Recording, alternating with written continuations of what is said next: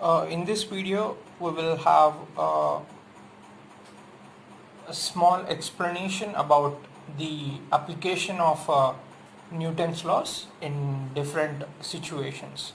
So I will take two examples in order to explain how to use Newton's laws involving bodies and forces.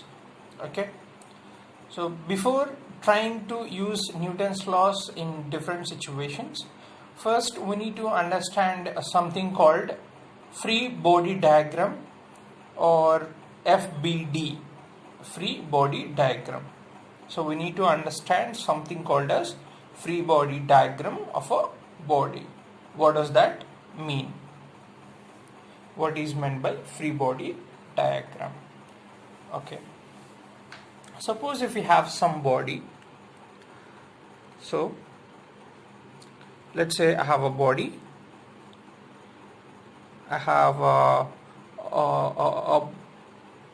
body of mass m, something like that. I have a body of mass m, and which is placed on some floor or on some ground, whatever it is. It has just been placed on the ground. Okay, I have a body of mass m placed on ground. Now free body diagram of this body is nothing but, so whenever you have any body anywhere, there may be some different forces acting on the body. There may be different forces acting on the body.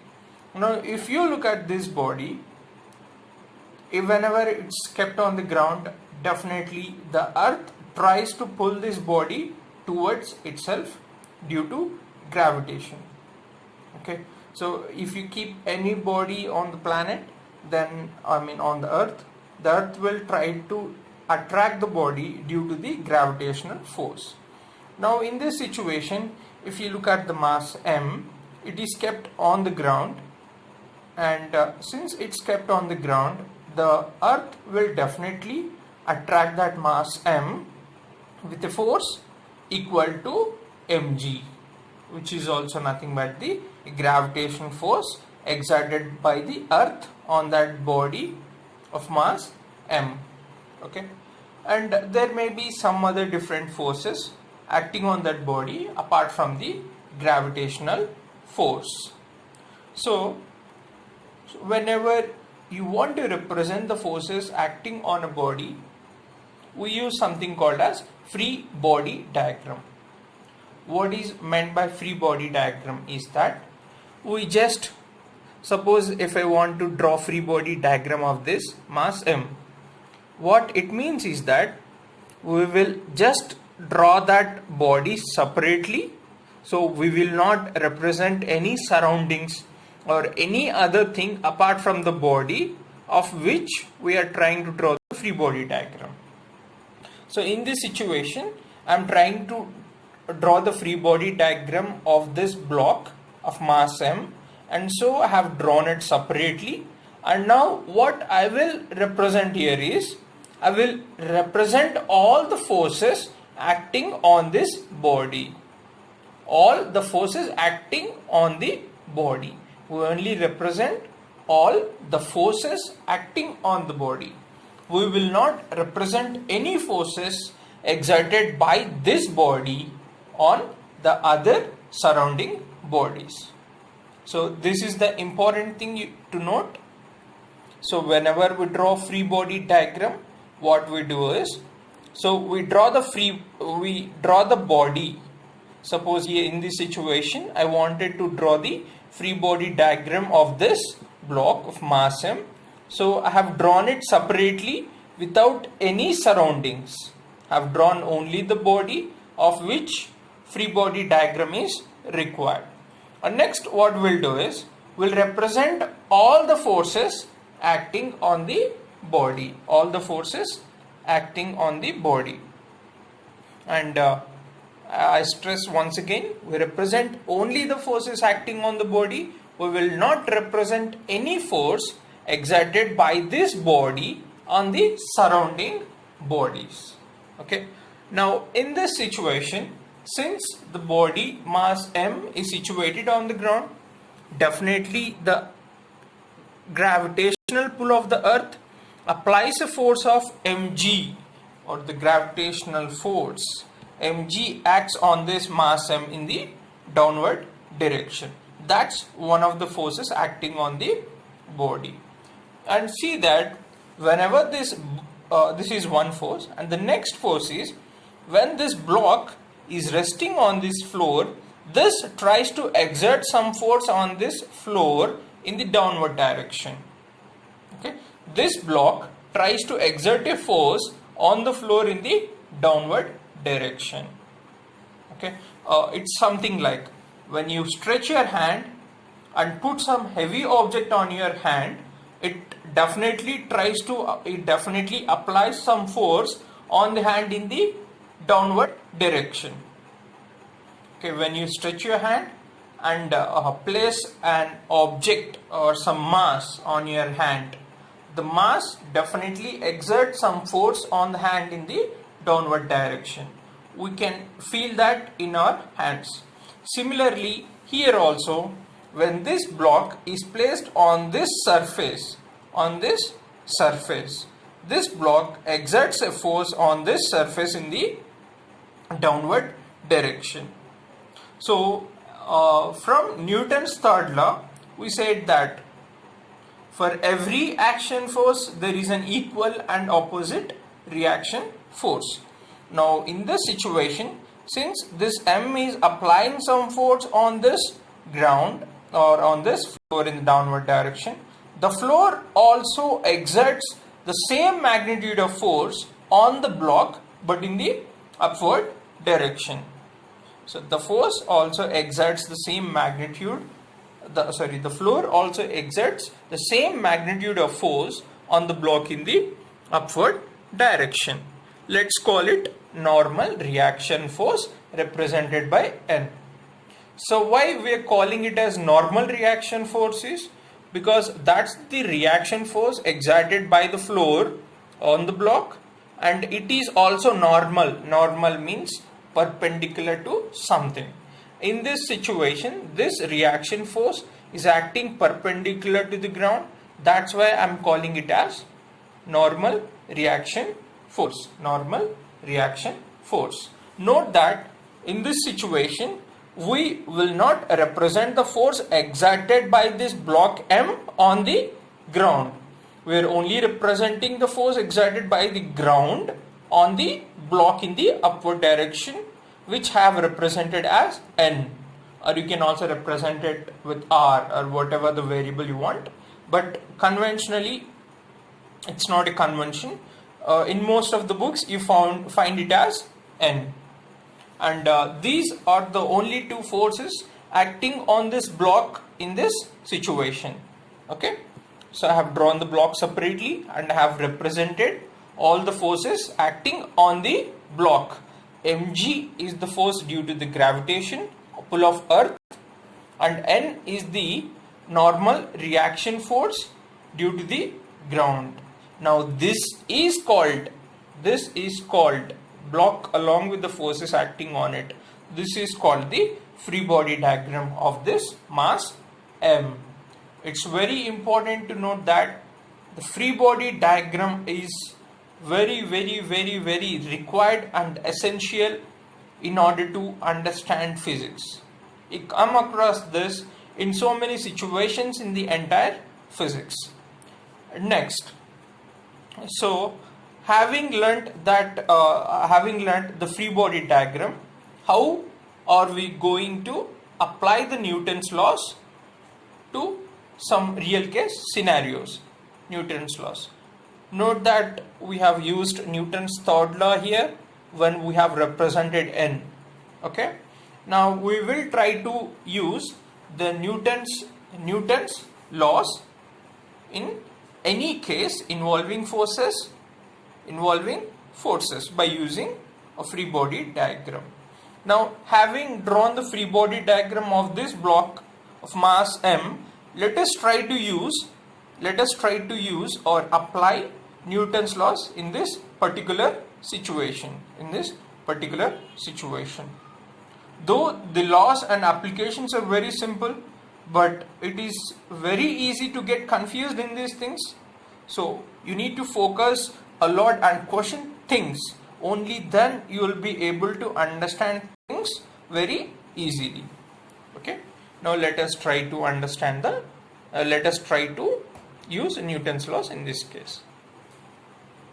So if you look at the Newton's first law, it says that if the net force acting on a body is 0, then acceleration will be 0.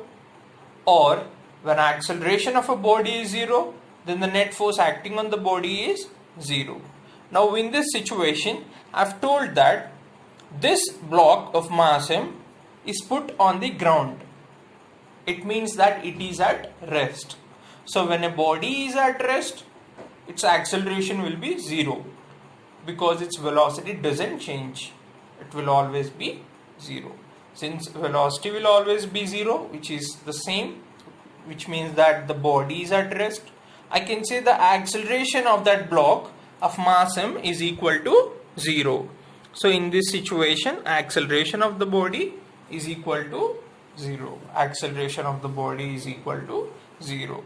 Then since acceleration is 0, then net force acting on the body must also be equal to 0. So in this situation, since the acceleration of this mass is 0, then the net force acting on this block of mass m must also be equal to 0. So here the forces are vector quantities. So whenever you have vector quantities, apart from the magnitudes, we must also take care of directions. So what we do is, if you look at the two forces, they are in different directions. N is in the upward direction and mg is in the downward direction. N is in upward direction and mg in the downward direction. So how are we going to take care of the direction? So in order to take care of direction, what we'll do is we will use some convention. So let's take something like xy coordinate system, x dash, y dash, our general xy coordinate system. Generally whenever you have forces along positive x or positive y, they are taken to be positive, and whenever they are along negative x and negative y, they are taken to be negative.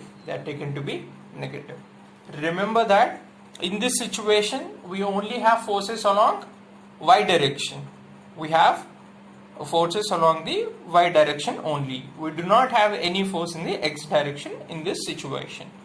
Okay, and if you look at N, normal reaction force, it is along positive y direction and mg is along negative y direction. So since N is along positive y direction, I will taking N to be positive,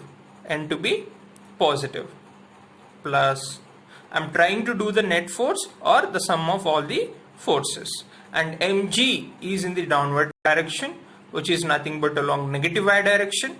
I will be taking it as negative. So since there are only two forces, the sum of these two forces, which is nothing but F net, must be equal to 0. F net must be equal to 0. That implies N minus mg is equal to 0. That implies N is equal to mg. So we got N is equal to mg.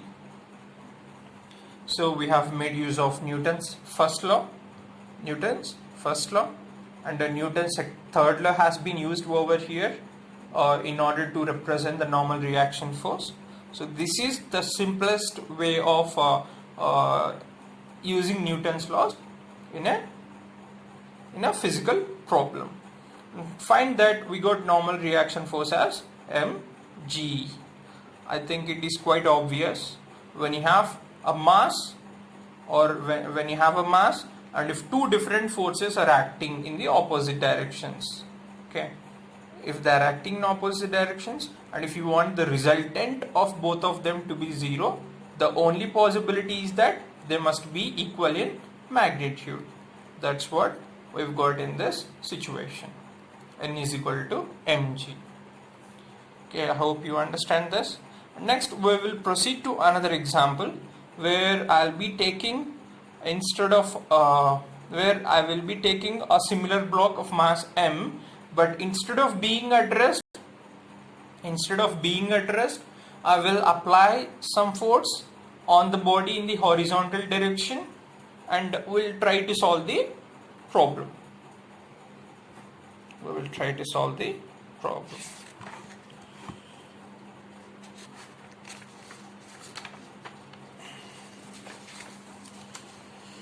So now we'll proceed to the next one. Let me take a block, again put a same block of mass m, and again put on the ground. Initially it is at rest, but what we'll do is I will start applying some force F, on the block in the right direction, It's something like I am pushing it towards right direction. I'm applying a force F on the block in the right direction. Okay. And one important thing to remember here is that when I try to push the block with the force F in the right direction, the block will also exert same force on me in the left direction from the Newton's third law. But since we are only concerned about the block, we have only represented the force acting on the block. Now, in order to proceed with the Newton's laws, first we need to draw the free body diagram of this block of mass m. So first we will draw it separately, m, and now we will represent all the forces acting on the body. So F is acting towards right direction, and have mg acting downwards. The gravitational force acts on every body kept on Earth or any other planet. Since g is the acceleration due to gravity on planet Earth, I have represented mass into acceleration due to gravity. And next thing, similar to this situation, when this block is on Earth, here also the block exerts some force on the Earth in the downward direction. As a result, the Earth will also exert same magnitude of force on the block in the upward direction. Okay. So N is the normal reaction force exerted by the Earth on the block in the upward direction. So these are the three forces acting on the block in this situation. Now we will proceed to the Newton's three laws. And one more important thing here to observe is that in this situation we had forces along only one axis, but if you look at this situation, we have two forces along y direction, one upwards and one downwards, and the third force is acting along positive x direction. So when you have such a situation, you cannot directly add the vertical forces and horizontal forces. So what you can do is you can add them separately. You can add vertical forces separately and horizontal forces separately. What I mean by this is you may have to do addition of forces along these two different axes separately. Now we will take the situation along the two axes, along x-axis and y-axis. If you take x-axis, there is only one force acting on the body, which is F, and it's acting in the right direction, So there's only one force. So the resultant force cannot be equal to 0 along horizontal direction. So net force along x direction will be this single F itself. Since it is along positive x direction, I will take this as plus F. So net force along positive x direction is F itself. And from Newton's second law, we know that the resultant force acting on a body is equal to mass into acceleration. Mass into acceleration. Since here the mass of the body is not changing, we can make use of Newton's second law, which is nothing but the resultant force or the net force acting on the body is equal to mass into acceleration. Mass into acceleration. Now the resultant force along x direction is F, which is equal to mass of the body into acceleration along x-axis. Acceleration along x-axis. That implies we get the acceleration of the body along x direction as F by m. So due to this application of that external force m, the body accelerates along positive x direction with the force equal to F into m. F by m. Since F is positive and m is mass, which will always be positive, so this total quantity F by m will also be positive, which means that acceleration of the body will be along positive x direction. Now let's get to the situation along y-axis. Okay, we will discuss the situation along y-axis. Now we have two forces along y-axis, N along positive y-axis and mg along negative y-axis. And if you try to imagine the situation, whenever you apply any force on a body horizontally or parallel to the ground, the body only moves parallel to the ground. It will not move perpendicular to the ground, which I mean to say is it will not move up or down when I apply a force horizontally.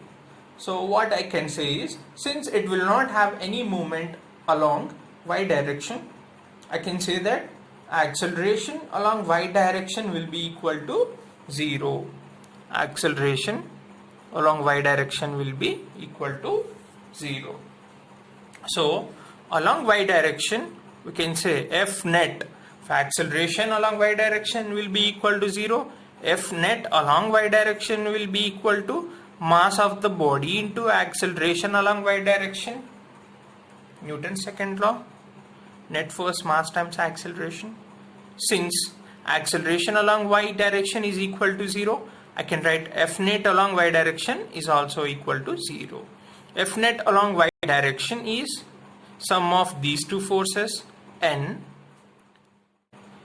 plus sum of these two. Since mg is along negative y direction, it's taken as negative minus mg, which is equal to m into 0, 0. That implies n is equal to mg.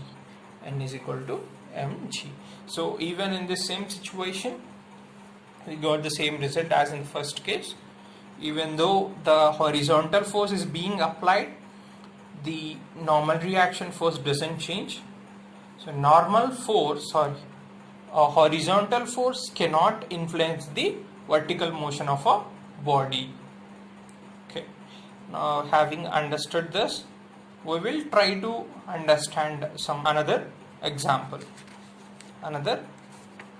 two more simple examples.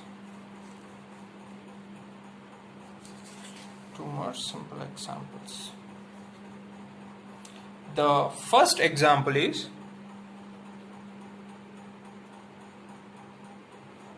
for now I'll just explain one example and end the video. Let's say in the first situation we had only one block in the previous situation.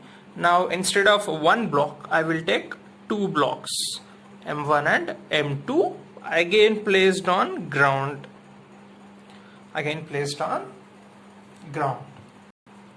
Now what we'll do is, I will apply some force F on this block of mass M1. Now these two blocks are kept side by side and I'm applying a force F parallel to the ground on M1 and in the right direction. Now how will the forces look like? Now we will draw that. First, let us draw the free body diagrams of both of them separately. The free body diagrams, I will draw them over here. M1 and M2 taken over there, and if you look at the force, it is acting on the block M1 in the right direction. You can either represent something like this, or you can also represent somewhere over here F. And gravitational force definitely acts on this body. Since this body exerts some force on the ground in the downward direction, ground may also exert some force on this, the same force on this block in the upward direction. Let's take that as N1. Remember that here, since we have two blocks, that's why I have taken the normal reaction force for this block as N1, and I'll be taking the normal reaction force due to the ground on this block as N2. Next thing, whenever we try to apply a force F on this M1, it tries to move in the right direction. But since block M2 is present here, this M1 will try to push M2 in the right direction.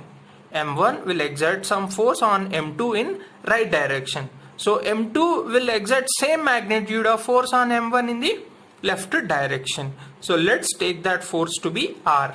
So R is the force acting between M1 and M2.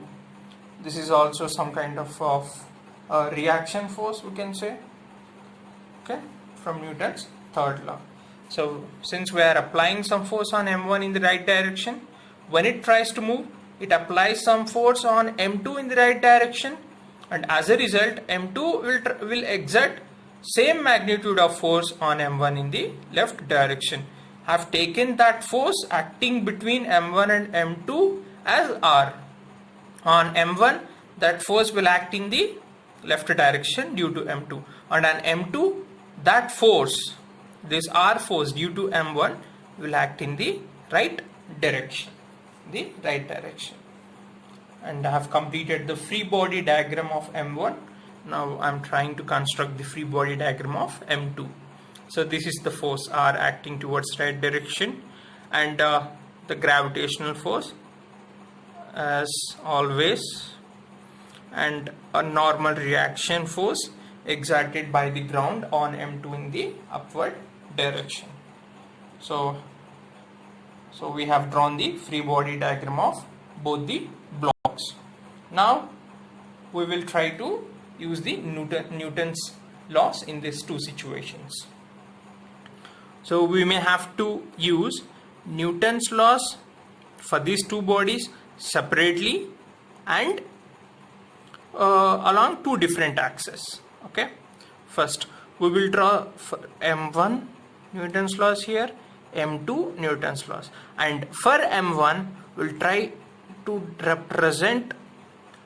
use Newton's laws along x-axis and y-axis separately.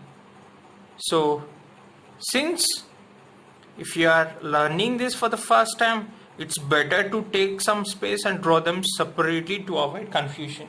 But when you are habituated to these Newton's laws, you need not write all this stuff. You will be able to write them very fast and in very small space.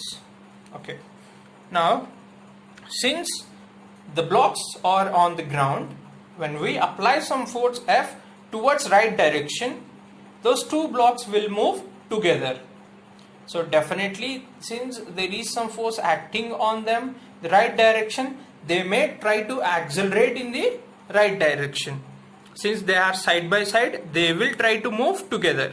So that means they will have same acceleration and in the same direction. So I am taking that acceleration of the blocks to be A in the right direction. And again, the sign convention, x, y, x dash, y dash. so you need not draw this all the time. So once you get habituated with the directions, you can just imagine them in your brain and you can draw the equations directly. Now let us try to use this for block M1. So along x direction there are two forces, F in the positive x, R in negative x. So the resultant force I will be writing here directly. Resultant force will be sum of these two, F plus positive because it is along positive x axis, plus R will be negative because it is along negative x axis. Sum of the forces along x direction will be equal to mass of this block. Net force is equal to mass into acceleration, the Newton's second law I am going to use here, m into a. Since a is also along positive x direction, it is also positive. Okay, this is the equation. And if you look at y axis for this block, since the force is acting horizontally, the block cannot accelerate vertically. So the resultant force on this block along vertical direction must be equal to 0. So again net force N1 plus of minus M1g is equal to N1 plus of minus M1g is equal to 0.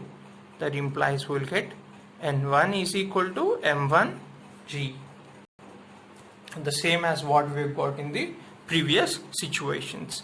Let's go to the M2.